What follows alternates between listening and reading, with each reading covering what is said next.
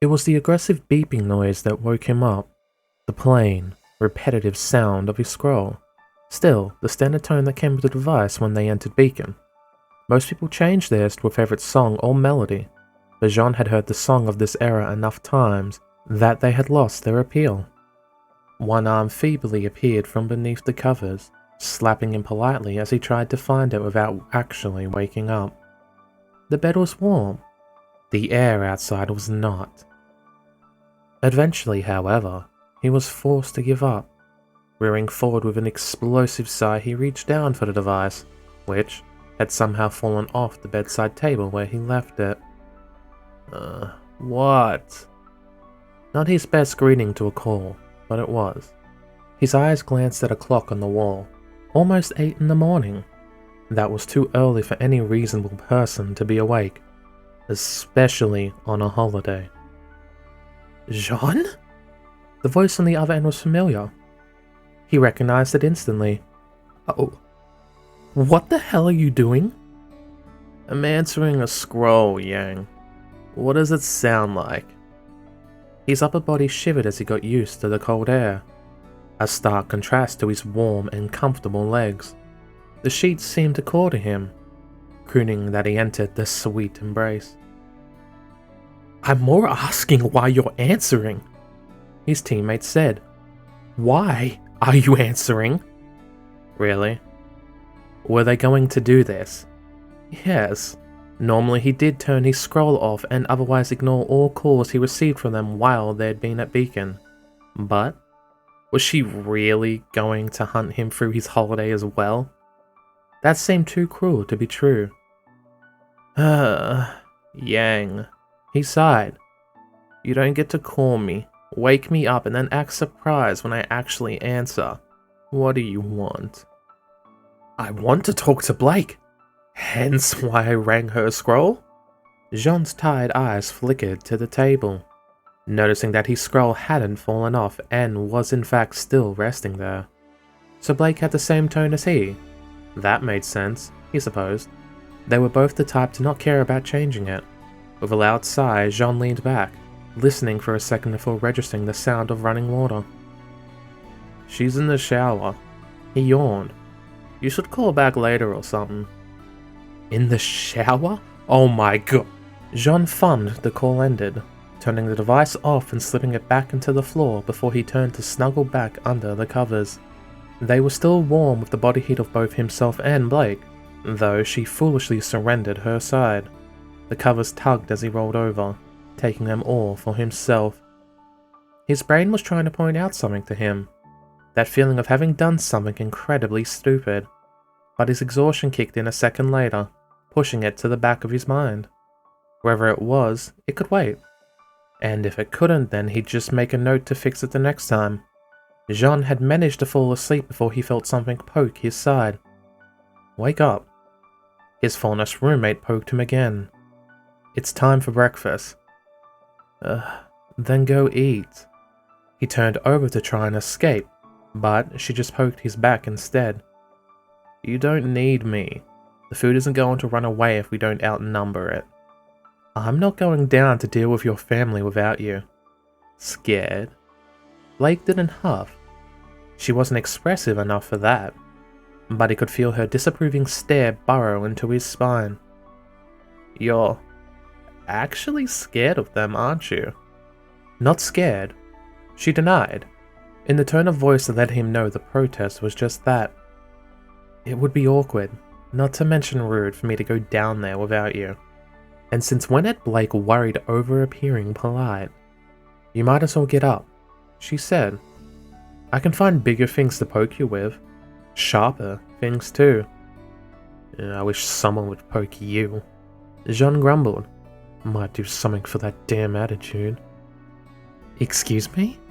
Blake asked dangerously, not at all missing his quiet comment, nor the implied meaning.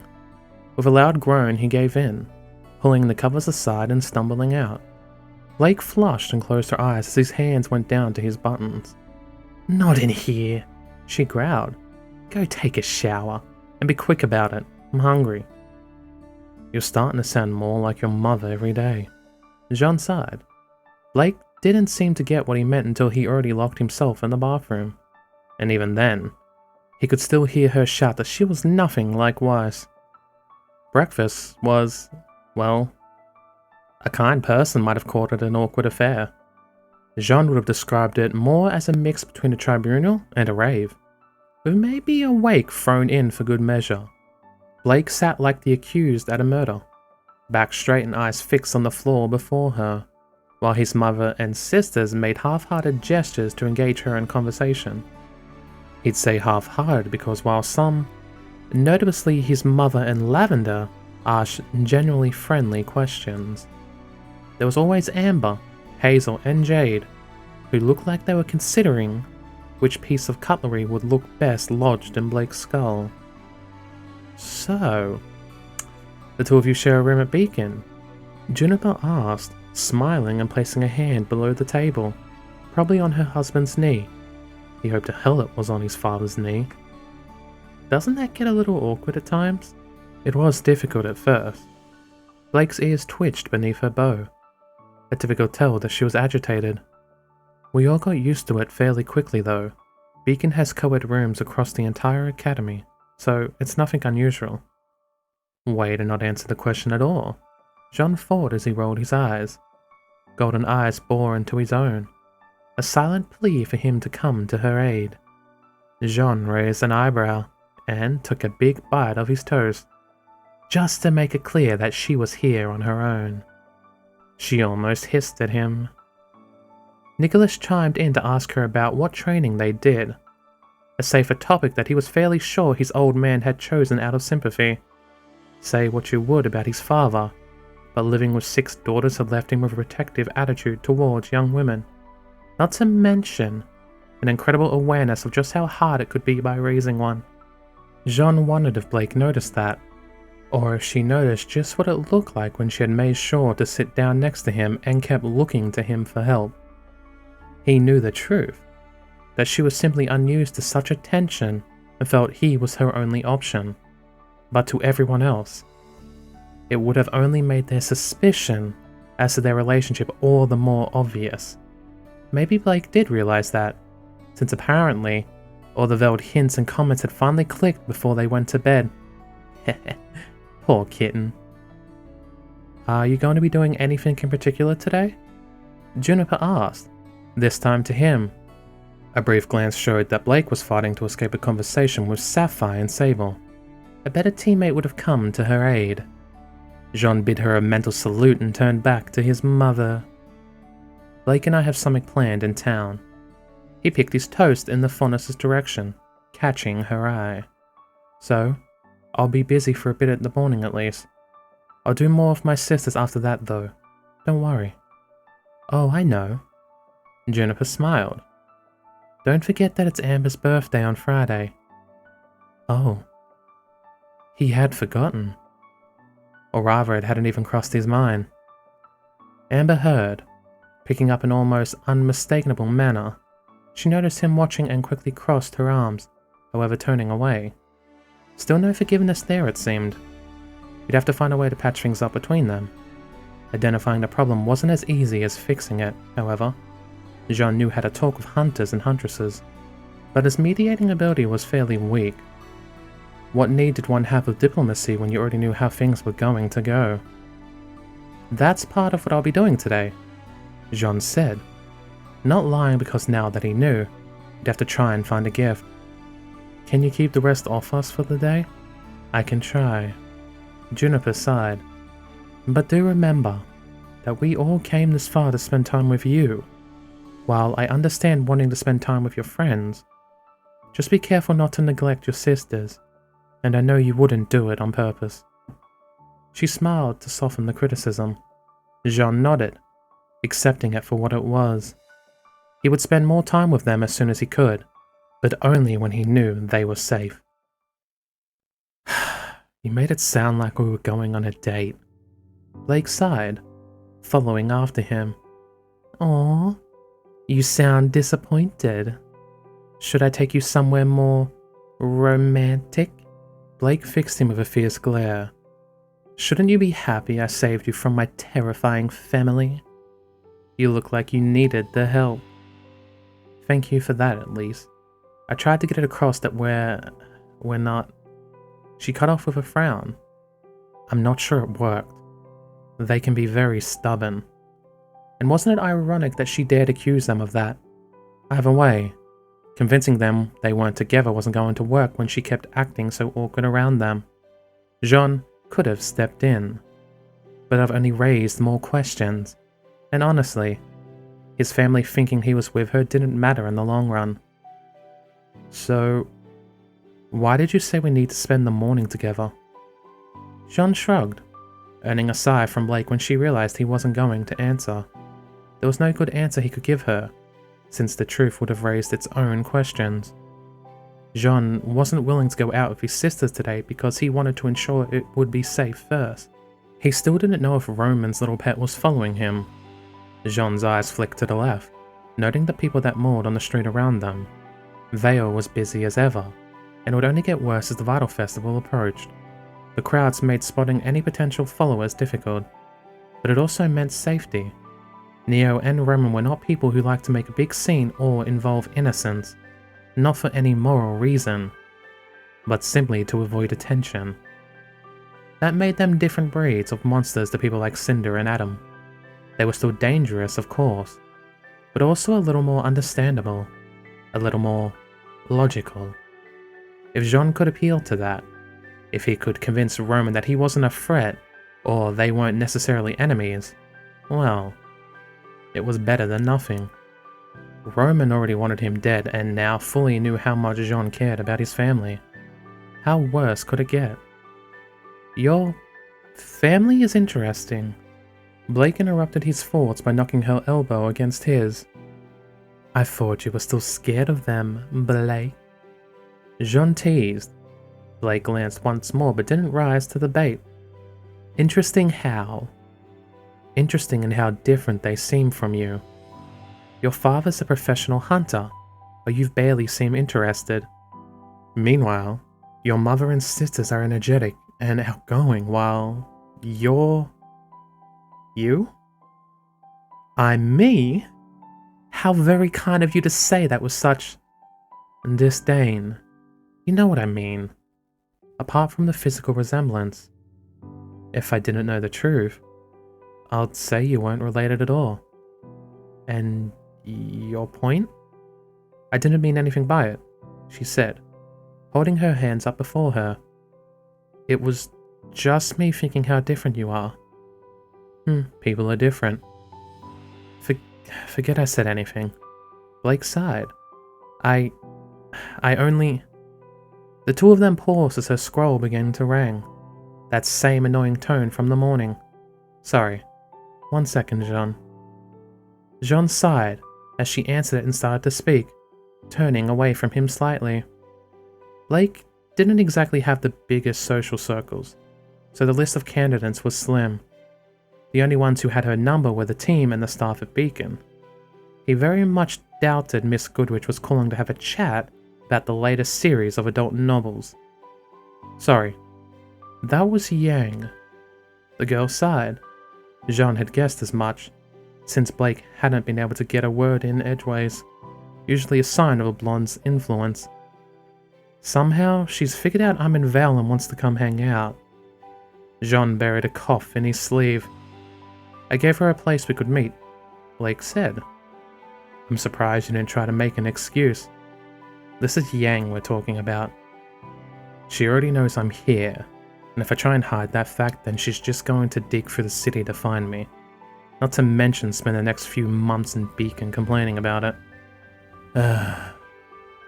Blake let out a long sigh. It's easier just to tell her. Jaune snorted a little. Not that he could disagree. Yang was a dog with a bone. Still, it wasn't too bad. More eyes would be able to keep a better lookout for anything suspicious, and if something did happen, then she would be helpful to have around. Plus, it wasn't like he actually had anything planned for what he and Blake were supposed to be doing. Where did you say we'd meet her? He asked. It's a small place nearby. Blake nodded to the west.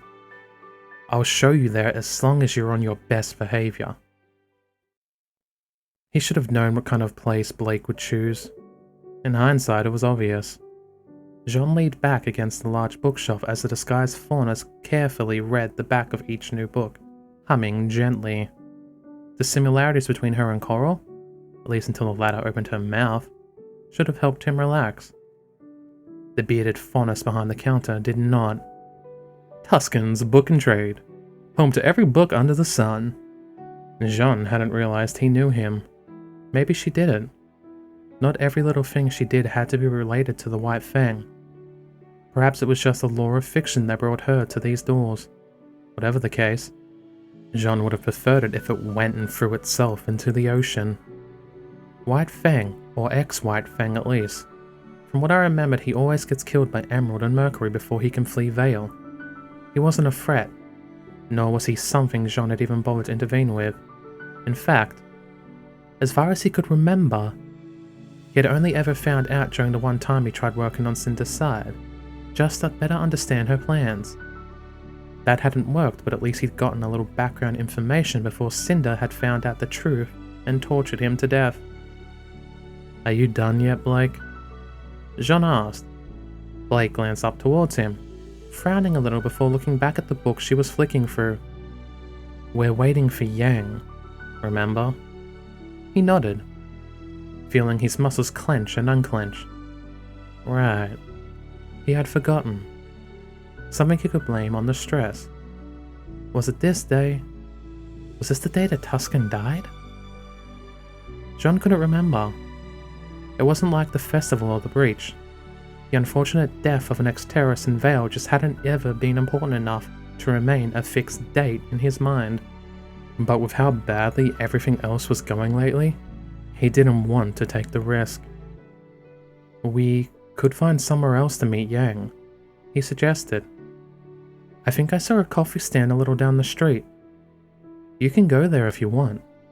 Blake didn't even look up at him. "There's no need to wait on my account. Yang and I can meet you afterwards."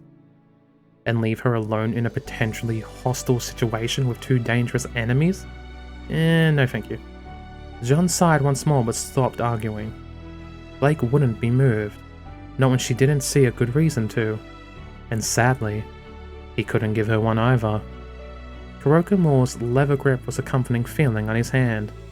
On his last outing with Hazel and Jade, he left it behind. This time, it was a reassuring presence. No one in Vale looked twice at a teenager carrying a deadly weapon. They were used to Beacon's influence. "You know, Coral and you would probably get along if you give her a chance." This conversation was more to calm his nerves than anything else. "You're actually quite similar." Somehow, I doubt that. Blake leafed through the book she was holding, already reading the first chapter. Jaune could feel Tuscan's irritation, but also his resignation.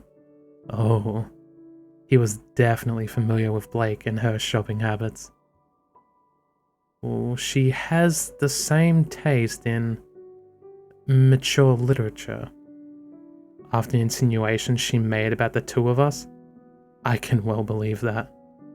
Blake frowned. There's a marked difference between quietly enjoying a genre and being a raging pervert, however. Her eyes flicked towards him.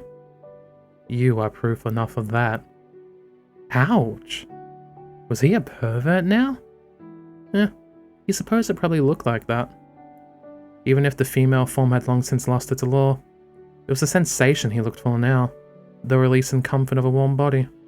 Something soft and kind. Yeah, that would let him forget the situation he was in, if only for a few hours. Would it surprise you if I said I don't actually read smut, Blake? He said, "That's a lie." Is it? Jaune blinked at a deadpan response. It was the truth, at least close enough to it. Maybe once or twice he had a look, but he didn't think he'd ever fully read through any of her books. "And what makes you so sure?" he asked. Blake sighed. "Back when Beacon began, you spoiled the ending of my favorite book before I had even finished it. How could you have done that if you hadn't read it?" The fauna growled angrily beneath her breath. "I had been looking forward to that book for so long. Oh? Jaune's hand came to his lips, but the snicker slipped out before he could hide it. Blake's eyes narrowed, but that only served to make him laugh even louder. What now? Blake sighed, finally closing the book to look at him. Jaune let out a long breath, trying to calm himself down. Gods. Blake was the best sometimes. You mean you didn't keep reading it? He managed to get out. It was hard. Most people felt cowed by Blake's angry glares, but he'd seen them so many times that they registered as adorable to him. What's the point? You already ruined the ending. I already told you. He grinned. I haven't read any of those books. Blake's eyes narrowed. But the ending. You thought I was being serious? You made it up? The left side of Blake's face seemed to twitch. Her eye, nose, and even her mouth. The look on her face. It was like she was deciding exactly how she wanted to kill him. Jaune couldn't stop his shoulders shaking, which only made her angrier. Which only made it harder to not laugh. I stopped reading that book because of you. It's been over 2 months. 2 months! In which I haven't read my favorite book. Well, at least I didn't spoil the ending. Jaune's smile was manic. You're lucky to have such a considerate teammate. You. Her eyes flicked, so aggressively that her bow almost flicked off. You. I don't even... You can thank me later. Jaune clapped her shoulder, just to see what her reaction would be. The normally quiet girl took several great gulps of air, closing her eyes as she visibly tried to calm herself down. When her eyes opened once more, they were like molten pools of gold. I despise you, Jaune. She said at last, the rest of her face back to its usual, neutral expression. Every day, I wake up and find myself amazed at just how much hatred one man can inspire. Is that any way to talk to your father, honey? He grinned. I want to be put up for adoption. Blake ended the conversation with that last quip, turning away and pulling a new book off a shelf, effectively ignoring him as she buried her face into it. Jaune could only shake his head and smile. She really did have the best reactions. A tinkling by the doors caught his attention, Jaune leaning back to look beyond the bookcase they were hidden behind. It wasn't Yang, however. Life just couldn't have been that easy. Should have known. Jaune sighed as he watched Mercury reach up to click the door shut, picking a comic off a nearby stand. Behind the counter, Tuscan watched, body language cautious but unafraid. Just being in this place was probably enough for fate to decide this had to happen. That or my luck continues to want me dead. It was honestly 50-50 on that front. His options were limited.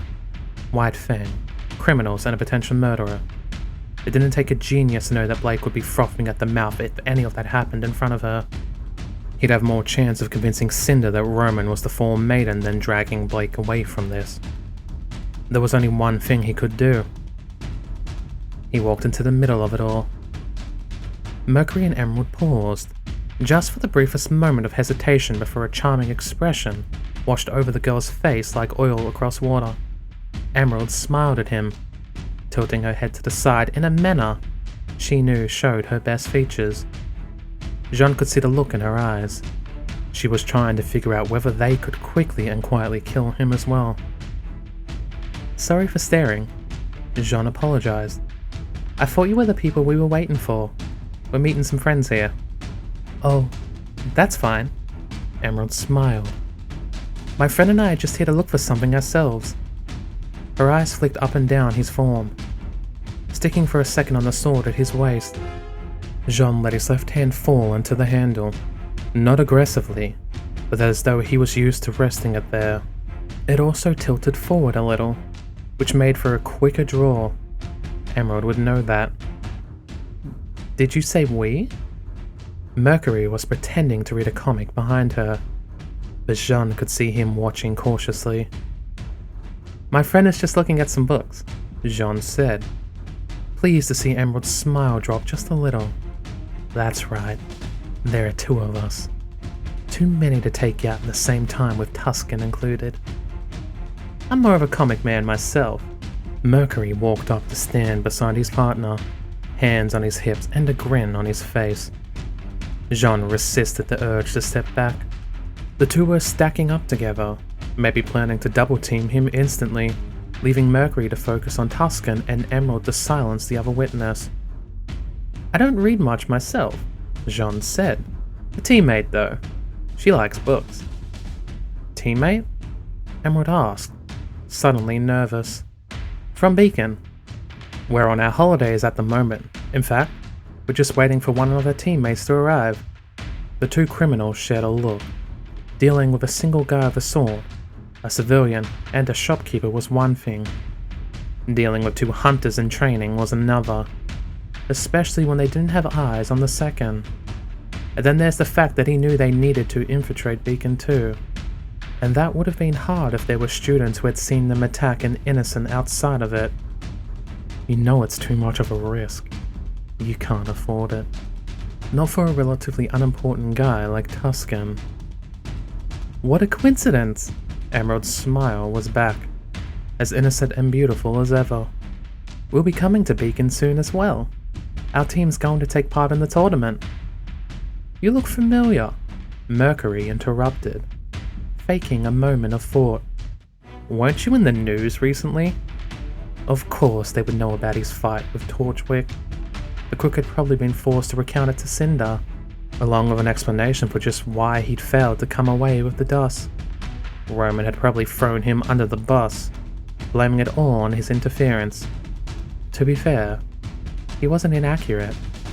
That meant Cinder knew, which meant these two knew as well. Could the day get any worse? "I remember!" Emerald slapped a fist into her palm. "You fought against that Torchwick guy, didn't you? Stopped him from making away with a bunch of dust. Some people are calling you a hero, and no doubt some were calling for his head. Namely these two and their boss." "No, I was in the wrong place at the wrong time." Jaune shrugged. "Don't you mean the right place?" "I didn't want to get involved.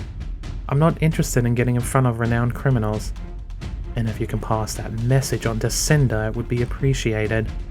Jaune was fairly sure it would reach her, but whether that changed her mind was another matter entirely. Cinder didn't like loose ends, and she didn't like taking risks. Actually, now that I think about it, maybe Roman could use some more of her attention too. The news reports like to exaggerate things anyway. They make it out like I took him on in a duel, that it was more of him blowing up dust left and right. I was lucky to get out of alive with how many explosions he was causing. I'm not a hero, he added. Just unlucky. Understatement of the century. Sounds like there's a story there. Maybe you should tell it sometime. Emerald glanced back to Mercury, the two of them sharing a quick frown. Roman would no doubt hear about that in coming days, likely from Irit Cinder herself. When their attention came back to him, it was for Emerald to smile and Mercury to subtly step a little to the side. Jaune moved too, slightly angling his foot to the side, so that he could draw if he had to. Both actions, his and theirs, so small as to easily be misconstrued, and yet both designed to gain an advantage if a fight broke out.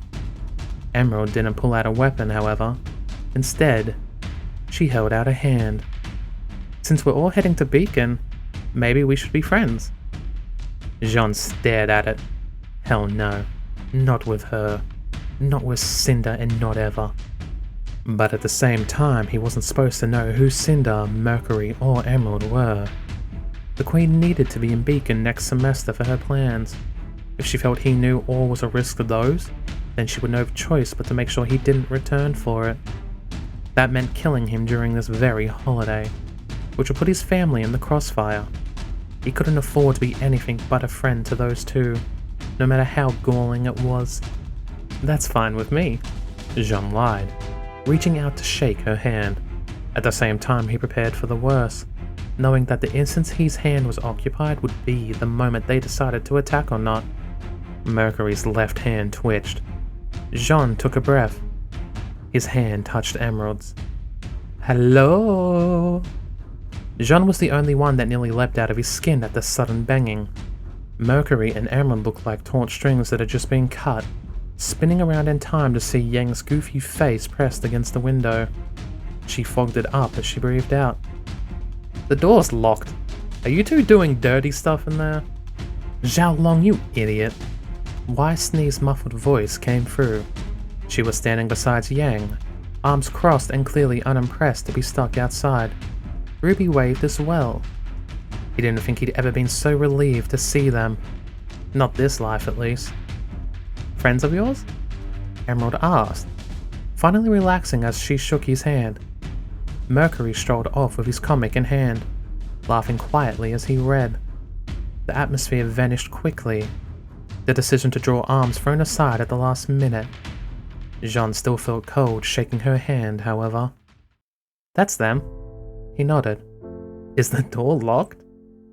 Must have seized shut when we came in. She lied. Let me help you get it. She got to the door before him, unlocking it while he pretended to be distracted trying to calm Yang down. He knew better than to actually try, since she was bouncing up and down worse than Ruby on a sugar rush. He knew exactly what she wanted to know, which was why his first response upon seeing her should have been obvious. Lake's behind the shelf. Jaune pointed in that direction. You should ask her. Yang didn't even stop to question him, rushing off to interrogate her partner. He might have felt bad for throwing her in Yang's path, if the alternative hadn't been to take it himself. Jaune turned to the other two. Hey Ruby. Weiss. I didn't realize you were coming. Or even in Vale, for that fact. The last was aimed at his partner.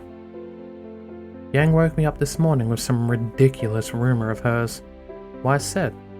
It sounded like complete nonsense, but when she said she was coming here, I decided it might be worth hearing her out. She didn't answer his question, but the look on her face said she had ignored it for a reason. He could make an educated guess. Likely something related to her father and why they didn't speak or too often. If Jaune recalled her rants correctly, he had even cut her off access to her accounts during the Vital Festival. That wasn't any of his business though. I wanted to come along. Ruby rushed forward to give him a hug. He didn't have the time to do anything in return, for her arms wrapped beneath his and squeezed, and then she seemed to teleport back to Weiss's side. Hi. Hey? Interesting friends of yours, Emerald piped up, drawing both Weiss's and Ruby's gaze. She stepped forward before he could stop her. My name's Emerald, and that's my partner Mercury. She nodded to the comic reading teen. We're going to be coming to Beacon in a few weeks for the festival. Nice to meet you. Wai Schnee, his partner said, shaking the girl's hand. I am Jaune's partner while this is Ruby Rose. She isn't part of our team. I'm the leader of my own team. Ruby cheered, accidentally making Weiss's eye twitch. Regardless, Weiss pushed on. I hope you find Beacon to your liking. Perhaps we shall have a chance to face one another in the tournament. Oh, I think we might. Emerald grinned at that thought, which made him want to cut her down right there. Come on, Mercury. I don't think Tuscan has what we're looking for. We'll try again another time. Shame. Mercury grumbled, putting the comic down. He nodded to them as he followed his partner out, the door jingling slightly as it shut behind them. Tuscan seemed to relax. If he'd known who they truly were, then his relief would have been a lot more dramatic. I guess he gets to live for another day. Though they'll probably come back if he doesn't wise up and leave. I hope you're not intending to add a transfer student to your list of conquests. Now, Weiss, he replied automatically. There's no need to be jealous. I see some time without us hasn't made you any less insufferable. Jaune rolled his eyes at that. It had barely been 2 days. So, Blake and you. were sharing a room. Jaune nodded. Perhaps he could have saved Blake the embarrassment if he explained himself. Then again, she could have saved him the trouble if she'd ignored the White Fang too. Turnabout was fair play. You can ask her all about it if you're interested. Not interested. Weiss rebuked. Just curious. Isn't that the same thing? Ruby looked adorably confused. It's not. Regardless, I think I shall, as... That is not true. Blake's shout rang through the small bookstore, making Weiss and Ruby's eyes grow wide. The girl in question appeared a moment later, flustered and dragging Yang behind her by the arm. Jaune, Yang thinks we're sleeping with one another. Tell her we're not. But we did sleep together. I knew it. No, you don't. Blake growled, pointing at Yang. And no, we didn't. She turned to him. Stop making it sound like that. It wasn't funny with your family, and it's even less so here. You've met his family already? Yang asked. Blake's eyes widened as she realized her mistake. Not like that. She hissed. They're just... I'm staying at the same hotel. Well, that's not unreasonable. Weiss said. So you just happened to bump into one another. In a manner of speaking. Then why did Jaune answer your scroll this morning? Yang delivered the killing blow. Blake actually recalling for a second before fixing a murderous glare onto him. Apologizing wouldn't get him anywhere, nor would appealing to her mercy. The best bet was to put as many bodies between them as possible. What Blake means, he said, ignoring the girl's frantic signals for him to stop talking, is that we're staying in the same hotel, in the same room, and also the same bed. That's why I answered her scroll. The plan was successful, as he'd known it would be. Blake didn't have the time to squeak before Yang was upon her, Ruby following close behind. Weiss remained by him, but judging from the look on her face, it would be a while before she actually said anything. Jaune could only nod his head, pleased to see everything working out. Tuscan sighed, slouching behind his counter.